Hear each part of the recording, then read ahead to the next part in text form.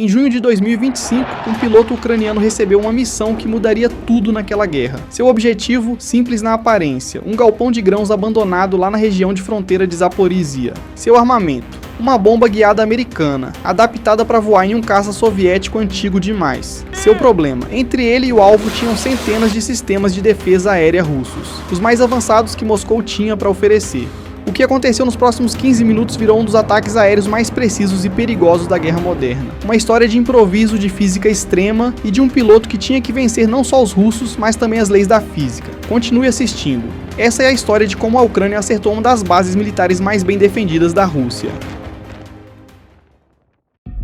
Antes de a gente entender esse voo, precisa entender qual era o alvo. Zaporizhia é uma das regiões mais disputadas da guerra. É uma zona de fronteira crítica, onde a Rússia tinha acumulado uma quantidade massiva de militares, equipamento e infraestrutura. Mas o que tornava esse local específico tão importante para o lado ucraniano não era só sua localização geográfica, era seu propósito operacional mesmo. Os russos tinham instalado um centro de controle de drones naquele galpão de grãos abandonado. Durante meses, operadores russos sentados dentro daquela estrutura coordenavam ataques de drones contra cidades ucranianas, ataques contra civis, ataques contra a infraestrutura. Cada Shahed que entrava no espaço aéreo ucraniano, cada Lancet que destruía uma ambulância, cada drone que matava crianças nas camas, muitos desses ataques saíam daquele prédio específico. A inteligência ucraniana tinha rastreado aquele centro durante meses. Drones de reconhecimento monitoravam quem entrava e saía. Câmeras infravermelhas detectavam o calor dos equipamentos. Rádios interceptados confirmavam as comunicações. Tudo apontava para a mesma conclusão. Aquele galpão era uma artéria vital na rede de comando e controle russa. Mas aí vinha o problema. O galpão não estava lá isolado. A região de Zaporizhia era um dos lugares mais defendidos da Rússia. Os russos sabiam que aquela área era crítica. Sabiam que era um possível alvo. Então investiram pesado em camadas de defesa aérea. Sistema Tor M2, sistema S-300 e posições de Igla, espalhadas por todo lado. Pequenos postos de controle distribuídos na região. Até infantaria russa equipada com manpads. Aqueles mísseis portáteis que qualquer soldado conseguia carregar e disparar. A região era um espinheiro defensivo mesmo. Qualquer tentativa de atacar aquele alvo significava penetrar em um dos ambientes de defesa aérea mais densos da guerra moderna. Significava voar baixo, voar rápido e atravessar uma chuva de mísseis. Significava ser preciso, porque não teria segunda chance. E significava provavelmente perder a aeronave no processo. Mas o alvo era importante demais para ignorar. A Ucrânia precisava tentar. Agora vem a parte que é realmente criativa nessa história toda, o armamento. Durante anos, pilotos ucranianos tinham que trabalhar com o que tinham. Tinham MiG-29 soviéticos, aviões bons, ágeis, mas desenhados lá nos anos 1980. Tinham bombas antigas, sem orientação. Tinham sistemas de visão que não conseguiam competir com a eletrônica moderna russa. Tinham no fundo uma força aérea que era tipo um museu. Mas aí o Ocidente começou a enviar armamento de verdade. E é aí que a história fica legal. Os americanos ofereceram o JDAM, Joint Direct Attack Munition. É basicamente um kit de orientação que transforma uma bomba comum em uma arma de precisão orientada por GPS. Você pega uma bomba de 227 kg, adiciona um kit de orientação com asas e fusela, coloca um receptor de GPS e pronto. Você tem uma bomba que consegue acertar um alvo do tamanho de um carro de uma altitude de 4.500 metros. Mas aí tinha um problema danado. Os JDAM foram projetados para caças americanos, para o F-16, para o F-18, não para MiG-29 soviéticos. Os conectores elétricos não batiam, os sistemas de armas não falavam a mesma linguagem. O MiG-29 usa sistemas soviéticos. Os JDAM falam linguagem americana. Como que você encaixa um em cima do outro? Você não encaixa. Mas os engenheiros ucranianos arrumaram um jeito. Basicamente, eles forçaram a compatibilidade entre os dois sistemas. Construíram adaptadores feitos sob medida. Criaram uma conexão USB improvisada entre sistemas incompatíveis. Modificaram os pylons, aqueles suportes que seguram a bomba, para acomodar a nova arma.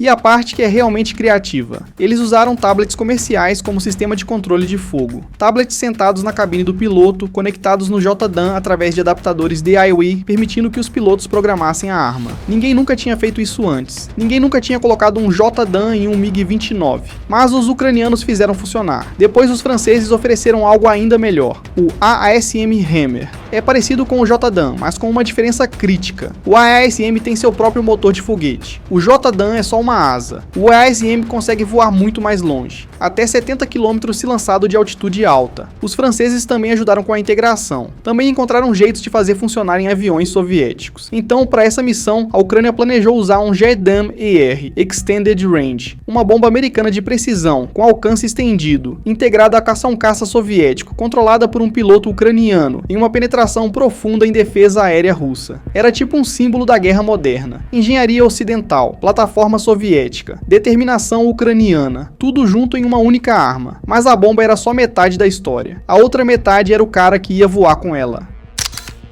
O piloto tinha nome, mas por segurança, a gente vai chamar ele só de Artemis. Era um dos pilotos mais experientes da Força Aérea Ucraniana. Tinha centenas de horas de combate. Tinha voado em condições que fariam um piloto ocidental ficar branco de medo. Tinha escapado de mísseis antes. Tinha atirado em alvos russos antes. Tinha perdido camaradas antes. Mas essa missão era diferente. Ele sabia disso. Todo mundo sabia. O motivo era simples: penetração profunda em defesa aérea densa durante o dia. O dia é importante porque à noite você é invisível para a maioria dos sistemas russos. À noite eles usam radar. À noite você se esconde em ruído eletrônico. Mas durante o dia qualquer soldado russo com olho aberto consegue te ver vindo. Durante o dia você fica exposto. A inteligência apontava que a melhor janela era a segunda semana de junho. As nuvens estariam baixas, a visibilidade reduzida. Ainda seria dia tecnicamente, mas com condições climáticas que ajudavam. Mesmo assim, era extremamente arriscado. Artemis passou a noite anterior em uma base ucraniana segura. Ele revisou os dados da missão várias vezes, memorizou cada waypoint, não para digitar em um GPS. O GPS podia falhar ou ser bloqueado, mas na cabeça dele, cada ponto de virada, cada mudança de rumo, cada posição de defesa que ele precisava desviar, tudo guardado na memória como um mapa mental mesmo. Ele revisou a rota por terra, revisou as defesas, revisou os sistemas de armas que o esperavam. Sabia que tinha manpads em 3 locais diferentes. Sabia que tinha um radar P-18 VHF, um sistema antigo, mas perigoso porque não era fácil enganar com sistemas eletrônicos modernos. Sabia que tinha um Thor M2 em algum lugar, mas não sabia exatamente onde. E sabia que entre ele e o alvo tinha centenas de caras, cujo único trabalho era derrubá-lo. Poucos pilotos em qualquer exército do mundo experienciam o que Artemis estava prestes a experienciar. Era um nível de risco que normalmente você só vê em filmes de ficção científica, mas era real e era necessário.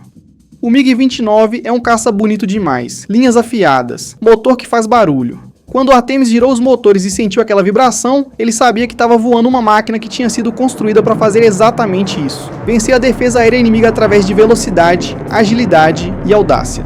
Os 2 motores RD-33 começaram a girar, potência de marcha lenta, depois potência militar normal. Depois, quando recebeu autorização para decolagem, potência máxima sem pós-combustão. O MiG começou a rolar na pista, acelerou e saiu do chão.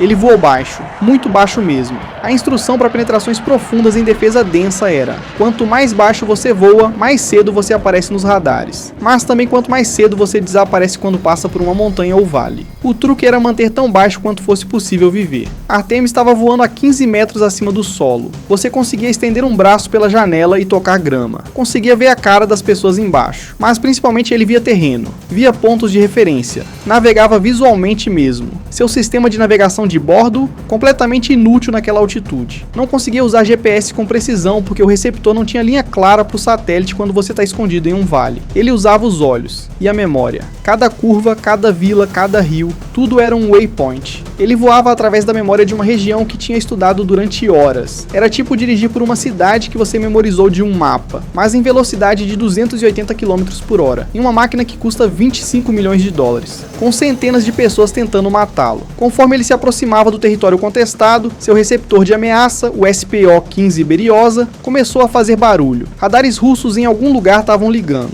mas ainda não eram radares de controle de fogo. Ainda eram radares de busca. Ainda não o tinham rastreado. Ainda tinham só uma ideia vaga de que algo estava no ar. Mas eles sabiam que algo estava chegando.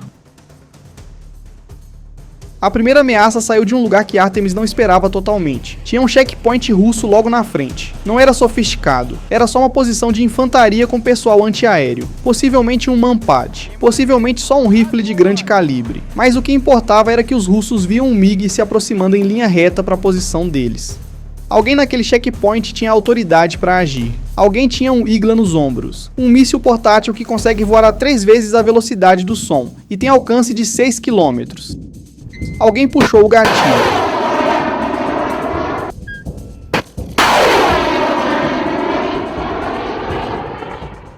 Artemis viu a marca de lançamento no seu radar. Tinha fumaça branca saindo da posição. Tinha um ponto de luz no display. Um símbolo de míssil vindo para cima dele. Ele começou a virar. Virou para o lado esquerdo. Depois virou mais duro. Depois enfiou o nariz do MiG para cima e puxou a manche para o seu estômago com força. O caça respondeu como foi projetado, com uma virada violenta e extremamente rápida. Seu corpo foi esmagado no assento. Os olhos ameaçavam sair das órbitas. A força G era imensa. Artemis tinha experiência. Ele conhecia os limites do seu corpo. Sabia quantas G conseguia suportar sem desmaiar. Sabia como contrair os músculos da barriga para manter o sangue na cabeça. Sabia como respirar. E sabia como fazer o MiG fazer coisas que o míssil não conseguia fazer. O míssil Igla dependia do seu próprio motor de foguete para fazer manobras. Uma vez disparado, ele tinha uma quantidade limitada de combustível de foguete. Conseguia fazer muitas manobras, mas não infinitas. E seu raio de virada era maior que o de um caça tripulado em situação de sobrevivência mesmo. Artemis fez o MiG fazer uma virada que o Igla não conseguia acompanhar. O míssil seguiu e depois não conseguia mais. Perdeu velocidade no final da manobra. Perdeu o rastreamento. Passou errado. Mas a fumaça do lançamento era um problema. Aquela nuvem branca estava flutuando no ar. Era visível a vários quilômetros de distância. Cada posição russa dentro de 20 quilômetros conseguia ver. Cada defesa aérea russa conseguia agora olhar para aquela direção e procurar por uma aeronave. E eles procuraram, e viram.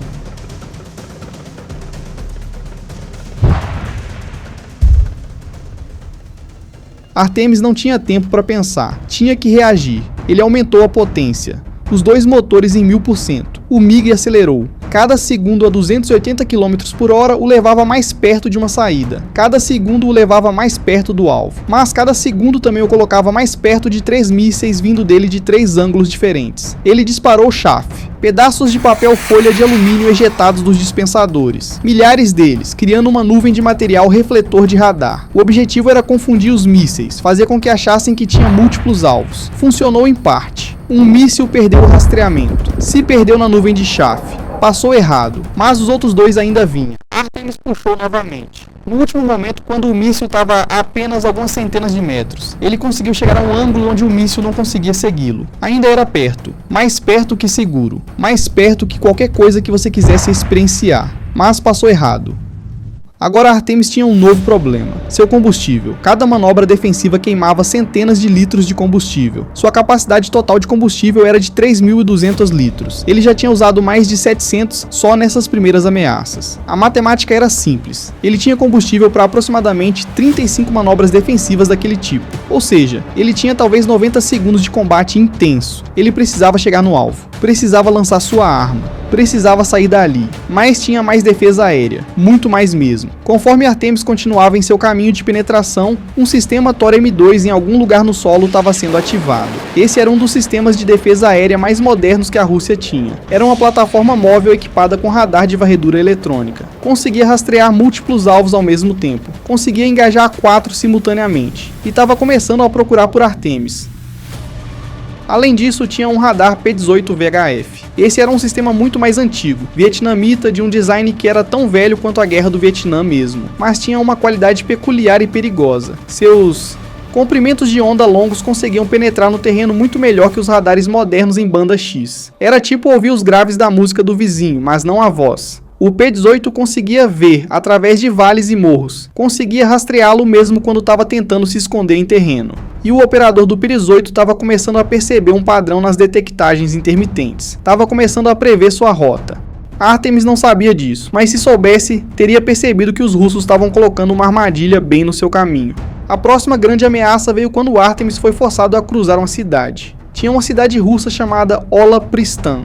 Era uma das poucas maneiras de chegar no alvo sem adicionar quilômetros críticos de voo. Ou ele passava pela cidade, ou ele adicionava tempo. E tempo significava mais combustível queimado, menos combustível para a volta. Ele passou pela cidade. No momento em que seu MiG apareceu sobre as estruturas urbanas, toda a cidade ergueu fogo. Posições Ku-23, canhões antiaéreos duplos de 23 mm abriram fogo simultaneamente. Os dois canhões em uma posição disparam 950 rodadas por minuto, cada. 2 canhões significam 1.900 rodadas por minuto entrando no ar. Cada quinta rodada é um traçador, uma rodada incandescente para fins de mira. Para Artemis parecia que o céu inteiro era um carrossel de projéteis de laser mesmo. Os russos estavam usando fogo de barreira, não atirando onde ele estava, mas onde calculavam que ele ia estar em 2 segundos. Era tipo tentar atirar em um alvo móvel com armas que viajam a só uma fração da velocidade que ele viaja. Artemis tinha uma vantagem, ele estava voando através do seu próprio boom sônico. A onda de sobrepressão causada por um objeto que viaja mais rápido que o som causa uma distorção do ar imediatamente na frente e ao redor do objeto. Para o pessoal das miras ópticas dos artilheiros russos, era tipo tentar ver através de uma ilusão de calor do deserto. Tudo tremulava. Tudo se distorcia. Suas estimativas de liderança quanto para a frente do alvo se deve apontar estavam todas errando. E Artemis começou a fazer jinx, mudanças de rumo rápidas e aleatórias. A cada 2 segundos ele fazia uma curva de 2-3G. Nada que o destruiria, mas o suficiente para deslocar sua posição, de modo que o fogo de barreira ficasse errado. Artemis passou a cidade. Perdeu altitude quando passou sobre a última série de estruturas porque as posições de fogo tinham que apontar para cima para acertá-lo. E se ele se aproximasse do solo, as estruturas da cidade iam bloquear seus ângulos de fogo. Conforme ele acelerava para sair de Ola Prestan, ele sentiu que algo estava errado. Seu painel de aviso hidráulico tinha acendido uma luz amarela. Depois, segundos depois, mudou para vermelho. Seu sistema hidráulico primário tinha sido danificado. Possivelmente por fragmentos de bala. Possivelmente por concussão de explosão próxima. Aqui vem a parte mais crítica mesmo. Artemis ainda tinha 56 km para o alvo. Aqueles 56 km provavelmente iam levar uns 4 minutos. 4 minutos em que cada segundo era vivido com adrenalina máxima. 4 minutos em que seu combustível continuava queimando. 4 minutos em que as defesas russas estavam se concentrando. Mas ele também tinha uma vantagem crescente. Quanto mais perto ele chegasse do alvo, mais perto ele chegaria de sua própria área segura.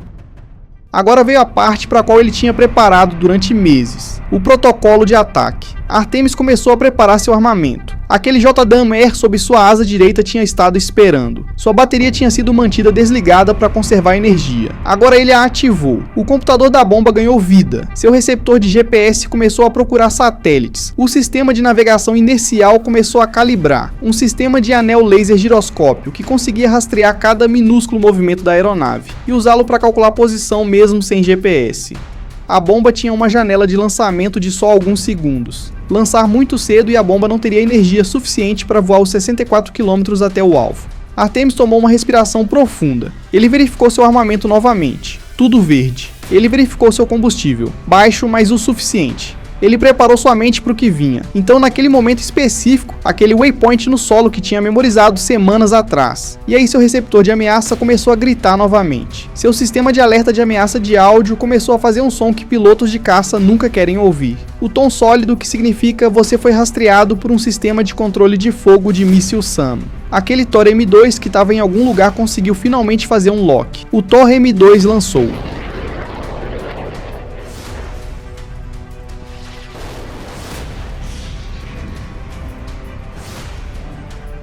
Lançamento autorizado. Artemis apertou o botão que os pilotos chamam de Pickle Button, o botão de lançamento. Mais de 28 parafusos explosivos explodiram simultaneamente.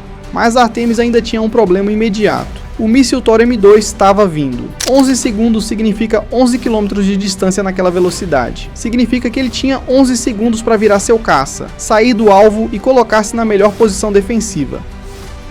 Conforme ele desacelerava, luzes de emergência começaram a piscar. Caminhões de bombeiros começaram a rodar. Pessoal de resgate correu para sua posição. Quando Artemis abriu sua cabine, ele foi cumprimentado pelo seu comando. Tinha sido dado como perdido e tinha voltado. Mas a história não termina com seu pouso. 64 quilômetros atrás, aquela bomba tinha chegado no seu destino. O galpão de grãos que tinha sido transformado em um centro de comando de drones russos não era mais um galpão. A JDAM tinha penetrado profundamente. Meses de planejamento, meses de coordenação de ataques contra as cidades ucranianas, tudo perdido em segundos. E o cara que fez isso? Artemis não ficou para ver a destruição, tinha seu próprio problema, um caça danificado, um motor morto e a necessidade de voltar para casa. Mas ele tinha feito. contra todas as chances, contra um ambiente de defesa tão denso que muitos o teriam chamado de impossível penetrar. Essa é a história que a Ucrânia está escrevendo neste momento. Obrigado por assistir até aqui. Até o próximo vídeo com mais informações.